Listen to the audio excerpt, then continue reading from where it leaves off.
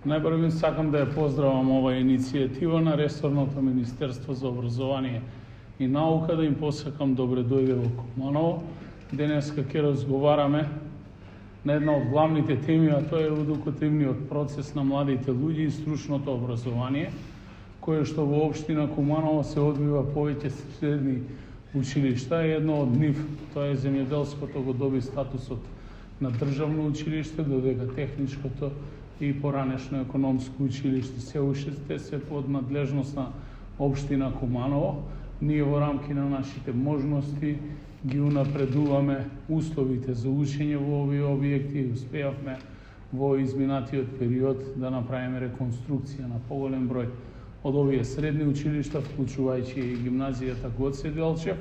и дополнително секако ќе постапуваме согласно програмите кои што доаѓаат од ресорното Министерство, имаат за цел да произведат стручни кадри кои што веднаш потоа би биле работно ангажирани во некои од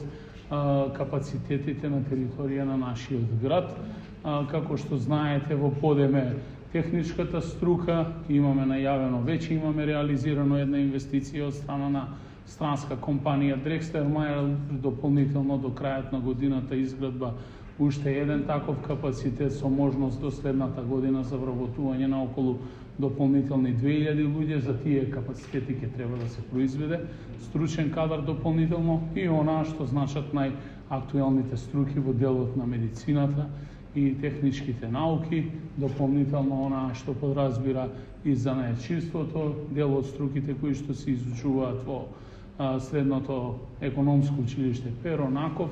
и апсолутно таму кај што е главната стратегија на државата, тоа е земјоделието, да ги следиме и тие трендови. Јас очекувам покрај овие теми денеска да отвориме една реална и објективна тема, а тоа се реалните потреби на училиштата и што капиталните инвестиции значат за нашата општина, бидејќи, како што знаете, капиталните инвестиции во делот на образованието се под надлежно директно на Министерството. Лично очекувам и јас, и најголем број на колеги од Сдруженијето на единиците на локална самоуправа во зел децентрализација на ваквите средства, како би можеле што помасовно да ги користиме. И едно од најпроблематичните теми во делот на образованието, тоа е изградба на нов училишен објект на гимназијата Сами Фрашери и паралелките на албански наставен јазик во техничкото училиште. Значи да разговараме и за програмата, унапредување на програмата, имплементација на програмата, но да разговараме и за реалните проблеми и ефектот на економската, тоест енергетската криза по однос на високите сметки кои што се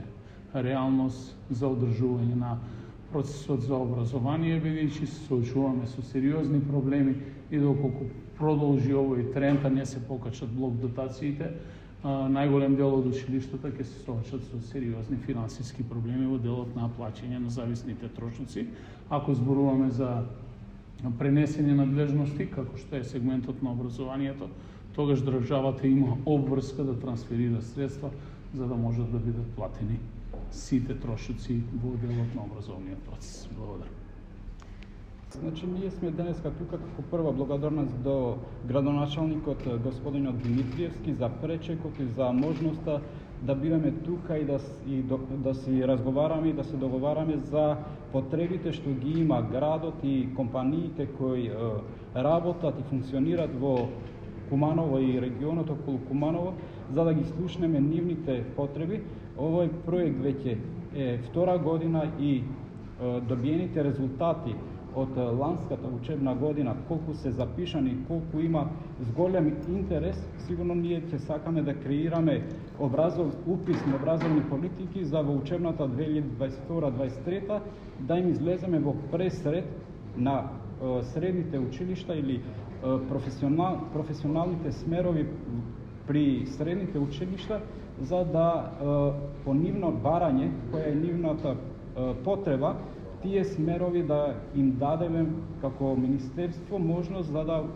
запишат повеќе ученици во тие смерови. Тоа е уште една причина, тоа се надоврзува и со вашето прашање, бидејќи таква политика ќе градиме како образование и како општина, да произведуваме стручен кадар кој ќе остане тука во Куманово, ќе остане тука во државата, за после знаете дека многу компании се жалат дека поборат со професионален кадар